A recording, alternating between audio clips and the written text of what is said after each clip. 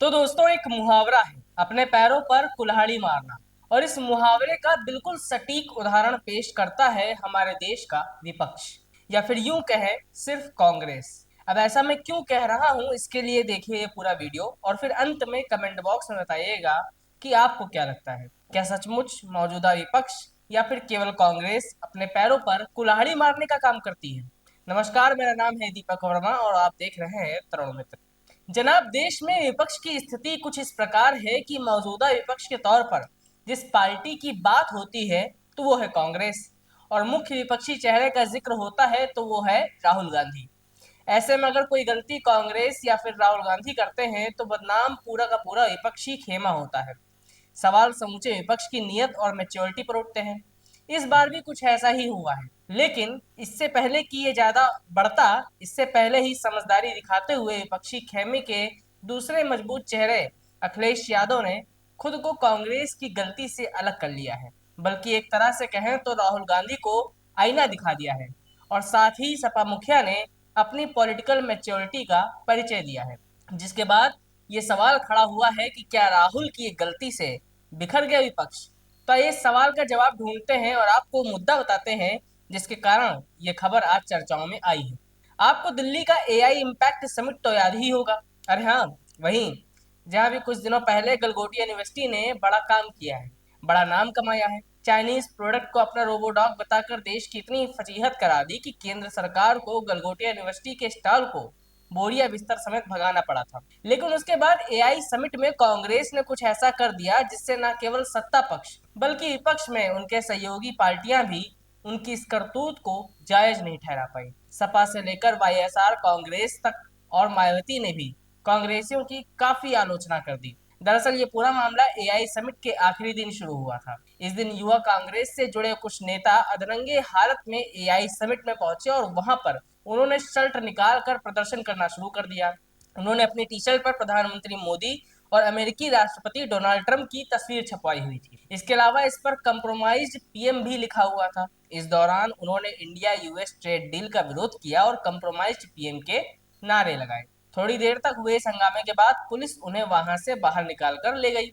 इसी दौरान कुछ लोगों ने उनके साथ मारपीट भी की। पुलिस ने उन सभी को गिरफ्तार करके कोर्ट में पेश किया, जहां से उन्हें 5 दिन की कस्टडी में भेज दिया गया। युवा कांग्रेस के इस हंगामे ने एक बार फिर कांग्रेस की नीयत को सवालों में ला दिया। जहां एक और भाजपा इस मुद्दे के जरिए कांग्रेस की तरफ से दिखाई गई अनुशासनहीनता के लिए उसकी आलोचना कर रही है, तो दूसरी तरफ कांग्रेस इसे लोकतांत्रिक अधिकार बताकर अपने युवा मोर्चा के कार्यकर्ताओं की तारीफ कर रही है। लेकिन मामला तब बदलने लगा जब कांग्रेस पार्टी को इस प्रदर्शन के लिए साथी विपक्षी दलों का साथ ही नहीं मिला। अखिलेश यादव से लेकर जगन मोहन रेड्डी और मायावती से लेकर टीडीपी के नारा लोकेश, सभी ने कांग्रेस पार्टी की आलोचना कर डाली। हालांकि कांग्रेस पार्टी ने इसे लोकतांत्रिक अधिकार ही बताया है। कांग्रेस की तरफ से की गई इस हरकत पर सबसे पहले भाजपा ने हमला करना शुरू किया। भाजपा की तरफ से कहा गया कि युवा कांग्रेस की तरफ से जो कुछ एआई समिट में किया गया वो बहुत ही ज्यादा भद्दा था। इससे देश की छवि को नुकसान पहुंचता है। इसके बाद वाईएसआर कांग्रेस के मुखिया और पूर्व आंध्र प्रदेश मुख्यमंत्री जगन मोहन रेड्डी ने भी कांग्रेस पार्टी की तीखी आलोचना की। उन्होंने कहा कि भाजपा में राजनीतिक मतभेदों के बावजूद दुनिया के सामने हमें एकजुट होकर नजर आना जरूरी है। उन्होंने लिखा, कल एआई समिट में यूथ कांग्रेस ने हम सभी को शर्मिंदा किया है। हमारी राजनीति किस दिशा में जा रही है, किसी को भी कभी हमारे देश को ऐसे नीचा नहीं दिखाना चाहिए। राजनीतिक मतभेद हो सकते हैं, लेकिन दुनिया के सामने हमें आपस में एकजुट कर होकर ही रहना चाहिए। उत्तर प्रदेश की पूर्व मुख्यमंत्री मायावती ने भी कांग्रेस पार्टी के इस हंगामे की निंदा की है। उन्होंने कहा, नई दिल्ली में आयोजित एआई इम्पैक्ट समिट, जिसमें देश विदेश की कई प्रमुख हस्तियों को आमंत्रित किया गया था और जो अंतर्राष्ट्रीय स्तर पर सुर्खियों में था, उसमें कुछ व्यक्तियों द्वारा, जिन्हें मुख्यतः युवा कांग्रेस का सदस्य बताया जा रहा है, ऐसा अर्धनग्न होकर अपना गुस्सा जाहिर करना अत्यंत निंदनीय और आपत्तिजनक है। वहीं कांग्रेस को सबसे बड़ा झटका तब लगा जब समाजवादी पार्टी के नेता अखिलेश यादव ने भी कांग्रेस कार्यकर्ताओं की इस हरकत की आलोचना की। उन्होंने कहा, हंगामा करना गलत है, इससे विदेशी डेलीगेट्स के सामने हमारे देश का अपमान होता है।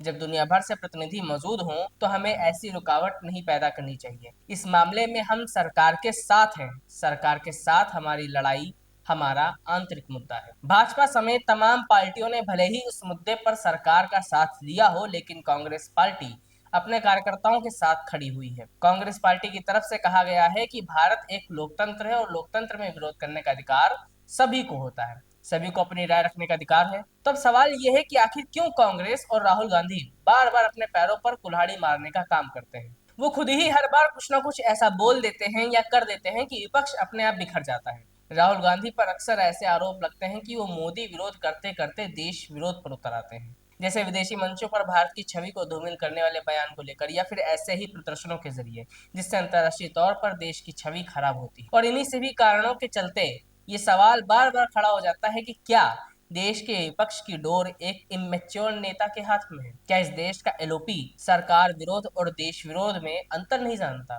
जिस अंतर को कांग्रेस को छोड़कर अन्य सभी राजनीतिक दल और अखिलेश यादव जैसे बड़े विपक्षी नेता समझते हैं? क्योंकि इतिहास गवाह है, हर बार राहुल गांधी के ऐसे बयानों और कांग्रेस के ऐसे प्रदर्शनों से न केवल कांग्रेस को नुकसान हुआ है, बल्कि विपक्ष भी कभी एकजुट नहीं हो सका है, क्योंकि अन्य विपक्षी दल ऐसे मुद्दों पर राहुल गांधी या कांग्रेस का समर्थन कर अपनी पार्टी की छवि को खराब नहीं करना चाहते। फिर नतीजतन चुनाव में इसका परिणाम विपक्ष को हार के रूप में झेलना पड़ता है। तो अंत में फिर वही सवाल खड़ा हो जाता है कि क्या राहुल गांधी की गलती या कांग्रेस की एक चूक से बिखर जाता है विपक्ष? आपको क्या लगता है? कमेंट बॉक्स में जवाब दीजिएगा। मिलेंगे अगली खबर में, तब तक देखते रहिए तरुण मित्र। नमस्कार।